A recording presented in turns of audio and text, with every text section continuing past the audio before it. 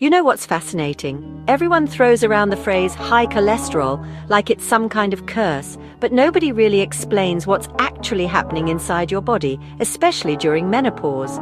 And here's the thing, nobody tells you straight. It's not just about what you eat. It's about how your hormones, your liver, and even your stress are teaming up against you, or working for you, without you even noticing. When estrogen levels start dropping, your body doesn't process fats the same way anymore. Cholesterol that once moved smoothly through your bloodstream suddenly begins to stick around longer. It's not that you suddenly became unhealthy, it's that your inner chemistry shifted. Imagine your liver as the cleanup crew that recycles cholesterol. Before menopause, estrogen gave that crew clear instructions. After menopause, the instructions get fuzzy and the crew slows down. That's why so many women see their cholesterol levels spike even if they haven't changed their diet at all. Here's the kicker though, cholesterol itself isn't the villain. It's like fire. It can warm your house or burn it down depending on how it's managed. Your body actually needs cholesterol to build hormones, protect your cells, and even keep your brain sharp. The real problem is when cholesterol particles get damaged, inflamed, and start irritating your arteries. That's when the trouble begins. And guess what damages cholesterol the most? Stress, lack of sleep, and processed sugars, not just butter and eggs like everyone loves to blame.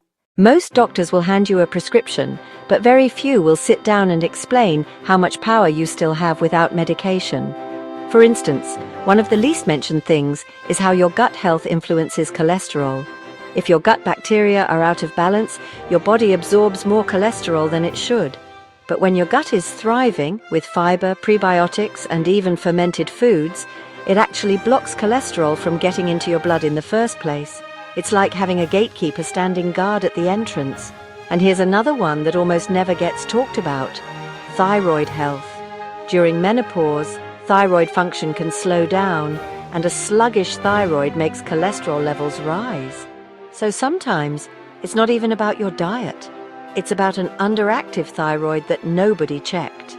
That's why women can feel frustrated thinking, I'm eating better than ever. Why is my cholesterol still high? It's because the story is bigger than food. Now let's talk about fat, because this is where it gets juicy. You've probably been told to avoid fat for decades, but the truth is, your body needs the right kind of fats to clean up cholesterol. Omega-3s from fish, chia seeds, or flax actually act like scrubbing bubbles in your arteries. They keep your cholesterol particles light and bouncy instead of heavy and sticky. On the flip side, processed oils, the ones hiding in packaged snacks, fried foods, and margarine, turn cholesterol into glue. That's why two women can eat the same number of calories, but one ends up with clogged arteries while the other doesn't. Something else that doesn't get enough attention is movement. Not just exercise, but how often you interrupt sitting. When you sit for hours, your enzymes that break down fats basically fall asleep. But when you stand up, stretch, or even walk for a few minutes, those enzymes wake up and start cleaning your blood again. It's like flipping a switch. So if you're worried about cholesterol, one of the best things you can do is simply avoid long, uninterrupted sitting. Now, I want to ask you something. Have you noticed your cholesterol numbers changing recently, even if you didn't change your diet much? Maybe your doctor mentioned it, or you've started paying more attention to those numbers in your blood test. Share your story in the comments, because I promise you, so many women are wondering the exact same thing and think they're the only ones going through it. And when we talk about it openly, we realize there's no shame. It's just part of the journey, and together we find solutions that actually work.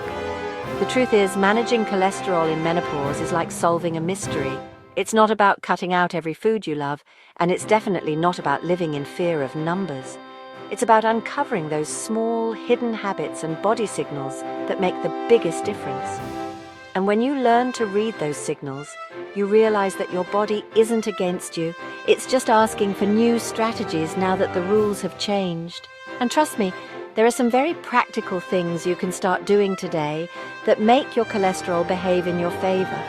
Not complicated diets, not pills, but real, natural shifts that actually work long term. We're about to dive into them, and I think you'll be surprised at how much control you really have. So let's get into the part that really matters. what you can actually do to make cholesterol work with you instead of against you during menopause. And I promise, these aren't the typical eat less fat cliches you've already heard a million times. These are the small, powerful shifts that most women never get told about, but they can literally change the story your blood is telling. First, fiber. I know it sounds boring, but think of fiber as a magnet that traps extra cholesterol and drags it out of your body before it can do damage.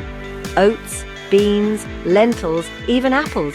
They act like little brooms sweeping your system clean. But here's the secret. You need both soluble and insoluble fiber for the full effect. Soluble fiber locks onto cholesterol, while insoluble keeps your digestion moving fast, so it doesn't have time to linger. A simple swap, like adding chia seeds to your breakfast or snacking on carrots and hummus, starts working almost instantly. Next, let's talk about timing, because when you eat matters almost as much as what you eat. Your body is more sensitive to sugar and fats at night, so late-night snacks can hit your cholesterol harder than the same meal earlier in the day. Try finishing dinner a little earlier and letting your body rest. That window of fasting overnight gives your liver a chance to process and balance cholesterol more effectively. Think of it as giving your cleanup crew the quiet time they need to do their job. Another underestimated tool? Spices. Turmeric, cinnamon, and garlic aren't just flavor, they're medicine for your arteries. Garlic, for example, actually helps your liver regulate cholesterol production. Cinnamon can improve how your body handles sugar, which directly affects triglycerides. And turmeric reduces the inflammation that makes cholesterol dangerous in the first place. Adding them regularly is like putting shields around your arteries. Now, let's not forget stress, because stress chemistry is brutal on cholesterol. Every time your stress hormones spike, your body dumps more fat and sugar into your blood, preparing you for fight or flight. But since you're not running from a tiger, that cholesterol just floats around causing chaos. One of the most practical hacks? Daily relaxation rituals. Not an hour of meditation unless you want that. Something as simple as sitting quietly with your tea, no phone, just breathing. That 5 minutes a day lowers your cortisol, which keeps your cholesterol from spiraling.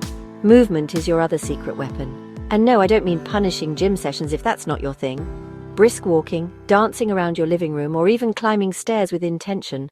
All of that wakes up enzymes in your blood that actively lower LDL, the so-called bad cholesterol. It's not about sweating buckets, it's about consistency. Your heart loves rhythm, and giving it a steady rhythm of movement trains your cholesterol to behave better. Here's something else almost nobody mentions: sunlight. Getting natural sunlight on your skin helps your body produce vitamin D, and low vitamin D is linked to higher cholesterol and artery stiffness. It doesn't take hours, just 15 minutes in the morning or late afternoon. Think of it as charging your internal battery so your body can regulate itself, and don't overlook hydration. Thick, sticky blood makes cholesterol worse, and dehydration is the fastest way to get there. Keep water nearby, and remember, it's not just about drinking, it's about balance. Adding electrolytes from coconut water or a pinch of salt helps your cells actually hold onto that water so your blood flows smoothly. What ties all of this together is consistency, not perfection. You don't have to cut out every indulgence, you don't have to live on salads. You simply need to layer in these small habits until they become part of your rhythm. And once you do, your cholesterol numbers start shifting. But more importantly, you feel the difference.